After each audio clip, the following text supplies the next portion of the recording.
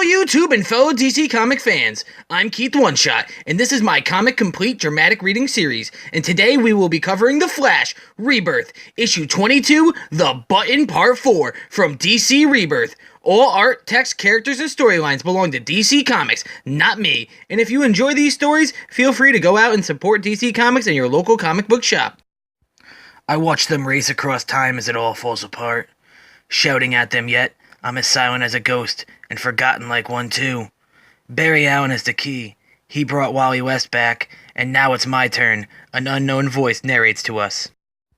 We start this issue out right where we left off with The Button Part 3. Barry Allen and Batman are chasing after the Reverse Flash as he continues to run through time towards the source of the Button's power. Barry calls out to Thawne, "I've seen your future! If you keep following that trail, whatever you're running to, it will kill you!" "Ha ha! My future," Thawne says to Barry, "like the day you broke my neck, or the night you watched Batman's father slide a sword into my back. Empty threats. I'm a living paradox. There's no future or past till I decide to put it all back together."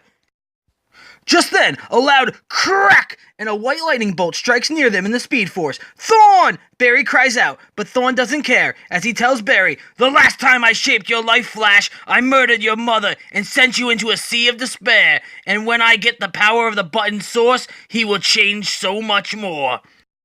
We hear a voice tell Barry that he's here, and Batman asks Barry if he also heard someone calling to Barry. Barry replies to Batman, telling him any visions or voices he is hearing are from moments that could have been, but weren't. Barry tells Bruce he's already heard his mother's voice and Iris's call out to him too, but assures Bruce that if he listens to them, he could get pulled into an era that is now lost.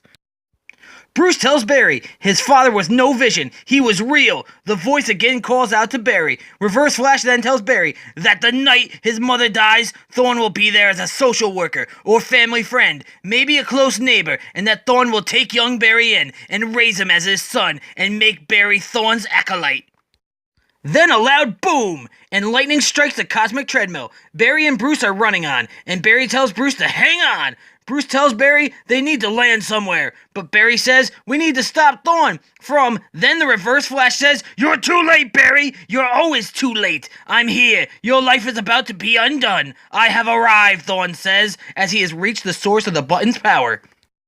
"You don't have to be shy. I can feel your presence, like a wave of static electricity. It's powerful, I'll admit. In fact, I've never encountered anything like this.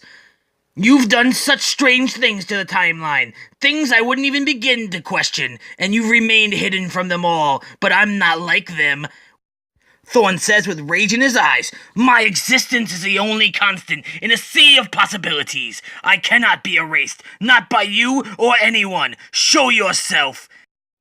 Thawne yells while holding the button in his hands. Just then, a blue light begins to surround the Reverse Flash, and Thawne then sees his mistake in coming here. "My God!" Thawne cries out with fear. Wait! I didn't know! Please, I don't want to die!" Thawne cries out at the source of the power that stands before him, but it's too late for Thawne as the blue light eats away at him and tears Thawne apart, turning him into a skeleton. Barry asked Bruce if he heard the screams. Barry said, "Thawne is gone." Then the voice calls out to Barry again, telling Barry that he's here. Everything is falling apart around Bruce and Barry, and it's trying to pull them both in as they hang on for dear life. As the cosmic treadmill falls apart and is being sucked into the Speed Force, Barry tells Bruce that without the cosmic treadmill, he has no traction to run them out of here. The voice calls out again, saying Barry's name.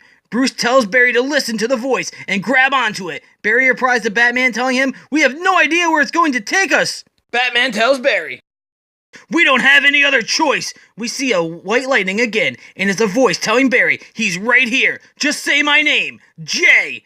Barry, confused, says the name, Jay, and the treadmill is now completely destroyed. Bruce and Barry are both now being sucked into the Speed Force with nothing to hold on to. Just then, a crack, and a white lightning strikes, and suddenly, we see Jay Garrick is here, the first Flash from the Golden Age of comics, and he is free. Jay Garrick grabs both Bruce and Barry and tells them both to hang on as he runs through the Speed Force with the two in his arms. Enough power to get you home! With another crackoom, Jay sends Barry and Bruce back to the Batcave, where this all began. The decayed body of the Reverse Flash is there with them. The Speed Force seems to be drawing Jay back into wherever he once was before this, as energy surrounds Jay and begins pulling him away, erasing him once more. Barry asks Jay who he is, and if he was the one who killed Thawne. "I didn't kill anyone," Jay says. "My name is Jay Garrick, and I'm your friend, Barry, and I'm also a Flash." Jay keeps fading away even more as he tells Barry to listen and remember me, saying, "If you remember me like Wally." Barry replies to Jay that Wally told Barry he would forget things and people, asking Jay who did this to him. "They took everything from me, Barry. I don't know how and I don't know why. Barry, you have to," Jay says with his last words, and with a kst, the blue light grabs a hold of Jay, and suddenly Jay Garrick is gone. All that remains is a zap and a cloud of smoke. "What happened?" Barry asked Bruce, confused. "That man said he knew me, the same way Wally West did. But he's not here. Maybe he came from another time, one that no longer exists," Bruce says, and Barry replies saying, "Yeah, maybe," as the two of them switch their focus to Thawne's decayed body, and Barry thinks to himself, "I must not be able to be the lightning bolt that Jay needs." Later on, we see Bruce Wayne and Barry Allen in a graveyard, visiting the graves of Bruce Wayne's parents, Thomas and Martha Wayne. "You're one of the only other persons I know who's suffered loss like I have, and who has also seen a glimpse of the alternative, like a moment of hope, a boyhood dream. It's almost a cruel joke," Bruce says to Barry. "I think of it as a gift," Barry says to his friend Bruce.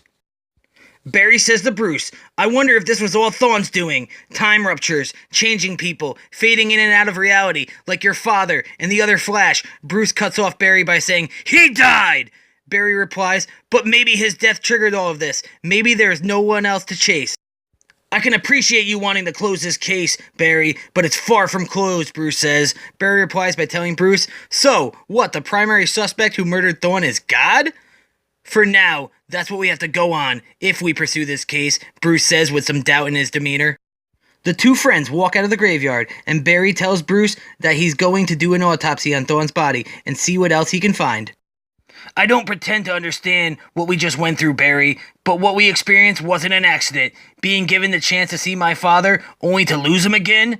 And that other Flash who said he was your friend, and we were both powerless to help him. Also, what Reverse Flash said right before he died, how he saw God? I don't know, Barry. It can't all be by accident," Bruce says to Barry.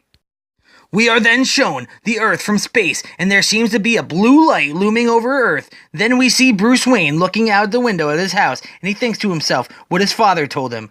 "Don't be Batman. Find happiness. You don't have to do this for me. Don't do it for your mother. Let Batman die with me." As Bruce is thinking about his father's advice, the bat signal shines bright into the night sky over Gotham City skyline, and Alfred asks Bruce if he's going to answer that. Bruce, with a heavy heart and doubt in his life as Batman, hangs his head low and doesn't answer the call. Back in the unknown location where the Reverse Flash chased the source of the button's power to and was killed by the blue light, we see the bloody button that started this all, and then the hand of Dr. Manhattan grabs the button off the ground, and he says, "Why does my perception of time distress you? Everything is preordained, even my responses. We're all puppets, Laurie. I'm just a puppet who can see the strings." Then, in a quick epilogue, we see the button drifting through space, and we see a damaged shield of Superman, and we get a quote from August Strindberg. "There are poisons that blind you, and poisons that open your eyes." And then we are shown the recently announced next major event in DC Rebirth, Doomsday Clock, which will be handled by Jeff Johns, Gary Frank, and Brad Anderson, and will start this coming November. The Button, Part 4, script by Joshua Williamson, art by Howard Porter, letters by Steve Wands, cover by Jason Fabic and Brad Anderson, Hi-Fi variant cover by Howard Porter, assistant editor Amundo Toronto, editor Brian Cunningham, special thanks to Jeff Johns and Tom King.